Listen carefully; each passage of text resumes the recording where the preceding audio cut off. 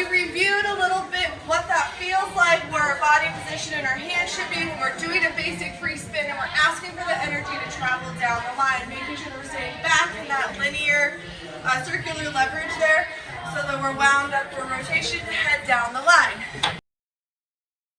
And then we talked about how to ask our follower to stay in place for rotation. So we kind of send the energy back down where it came from towards our partner and asking them to kind of triple or stay in place.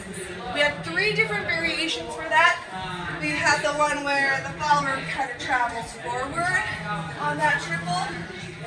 We had the one that's kind of an in-place triple, and it was like boop, boop.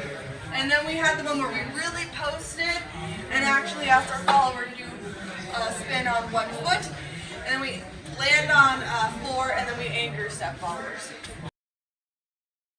So then we went into our little hip catch deal, where we're asking our follower to do that same footwork where we kind of compress into here, and then we exit out.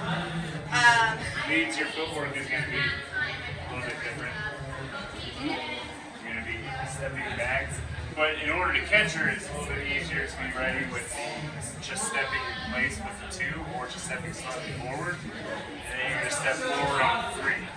So you get in this nice position. And followers were sinking into this connection and filling that space, coming forward on 4, 5, and 6. We talked about, for a lot of you, weren't catching me quite as soon as you needed to. So make sure that you're not getting too far away so that the follower has to like take an extra step behind them. And there you're keeping them forward and headed this direction.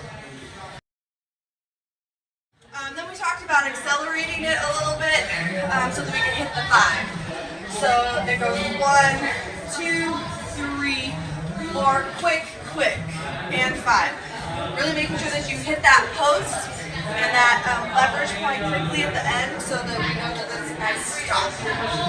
And that was it, really. Good work.